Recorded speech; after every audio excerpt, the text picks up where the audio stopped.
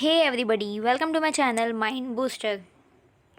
सो guys, last video में हमने start किया था post cold war issues and in this video we will complete our chapter. So guys, start करते हैं हमारे topic.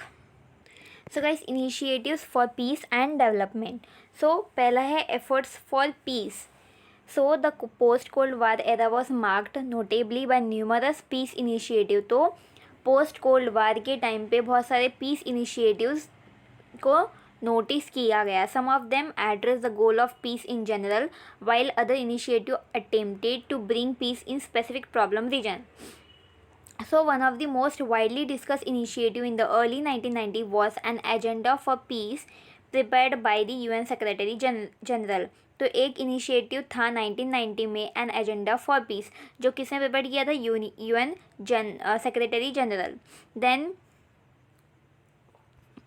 the Security Council, which meet at the summit level for the first time in January 1992, asked for his recommendation for strengthening the role of the United Nations in peacemaking and preventive diplomacy to face the post-Cold War in issues adequately. तो जो security council थी, जो summit में मिली थी, उन लोगों ने क्या किया? रिकमेंड किया कि जो रोल है यूनाइटेड नेशन का पीस कीपिंग में, पीस मेकिंग में, तो वो उसको स्ट्रेंथन किया जाए. Then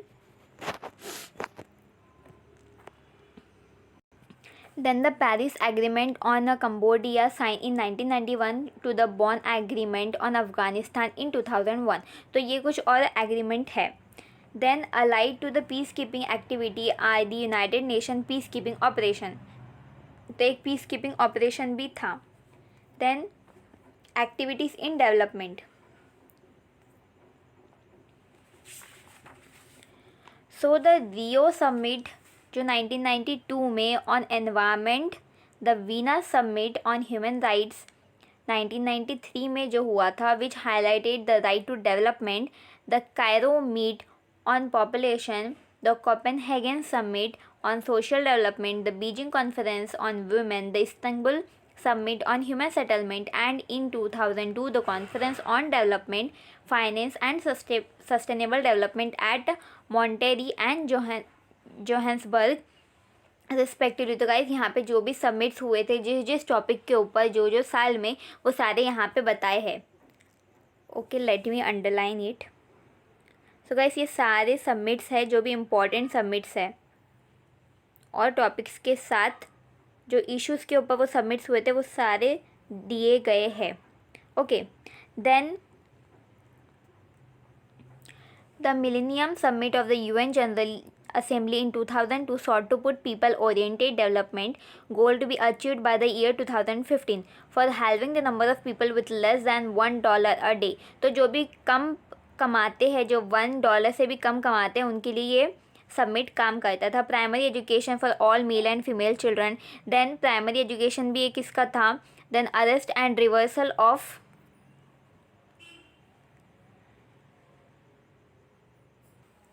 spread of the HIV, AIDS and major common epidemics. Then improvement in the condition of at least 100 million slum dwellers. Laudable as they are, but progress in their implementation require huge additional resources in the range of 50 to 75 billion US dollar a year. तो guys, इसमें कैसा है, जो भी हमारे problems है, जैसे हमारी primary education, then poverty, then HIV, AIDS है, जो हमारे कॉमन एपिडेमिक्स है, इनसे सबसे लड़ने के लिए हमारे कुछ समिट्स बनाए हैं. Then restructuring of United Nations. So the issue confronted by the post-Cold War era constitute challenge for the United Nations too. तो ये एक जो post-Cold War था, ये एक United Nations को भी एक challenge था, and the complexity and immensity of this challenge could have been better tackled if structurally the United Nations was better equipped. तो इसे कैसे हम challenges को कैसे फेस कर सकते थे, जब अगर हमारा यूनाइटेड नेशन का जो स्ट्रक्चर है वो ज़्यादा अच्छा होता, तो इस प्रॉब्लम को हम अच्छे से फेस कर सकते थे. Hence no wonder the question of restructuring the United Nations become a focal issue in the post-Cold War era, facing not only the government but also the non-official opinion across the world. So first one, the composition of Security Council.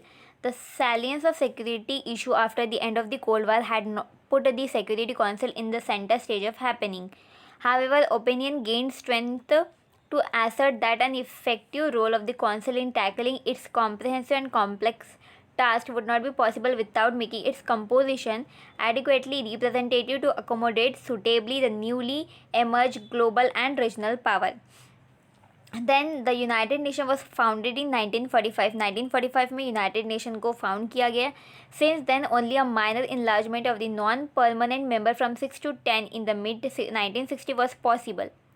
As the membership of the United Nation has increased from 51 to 191, तो United Nation के जो भी members है वो increase हो रहे हैं. इन अलग अलग सालों में अलग अलग जो countries होती है वो add up हो जाती है, उसका part बन जाती है, उसके members बन जाती है. Okay. Then development bodies. So the UN Conference on Trade and Development, UNCTAD, for instance, played a big role in taking up the cause of the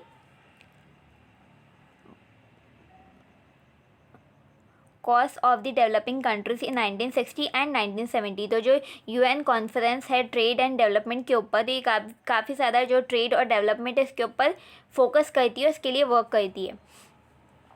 Of course, the developed countries, especially the United States, accused the United Nations of being politicized and partisan. They started ignoring the UN and preferred other forums like the IMF and the IBRD and now the World Trade Organization. To justify this shift, they have accused the UN development agencies of insufficiency and wastage of funds and duplication of jobs. तो जो powerful countries है, develop countries है, जैसे कि United state, तो वो क्या करती है, यूनाइटेड नेशन के ऊपर बहुत सारे इल्ज़ाम लगाती है, जैसे कि इनएफिशिएंसी है उसमें, और वो फंड का वेस्ट करती है और डुप्लिकेट करती है, duplication of jobs.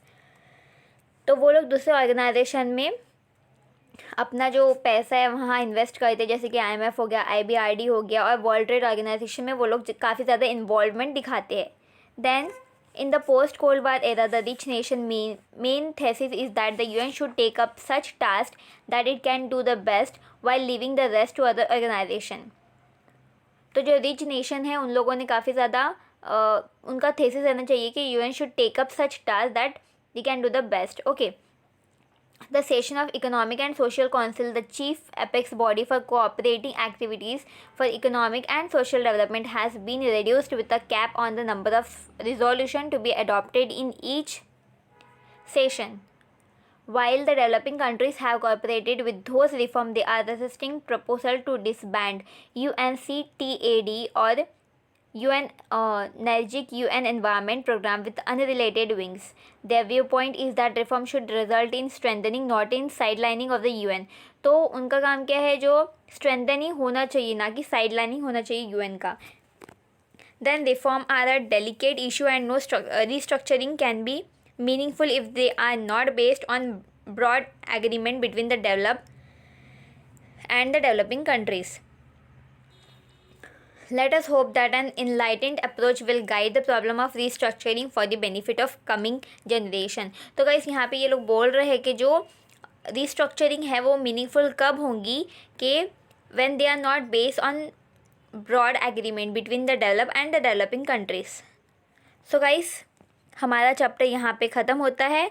And if you like the video, then please subscribe my channel and also hit the bell icon and share with your friends. So see you in the next video with another chapter. Thank you.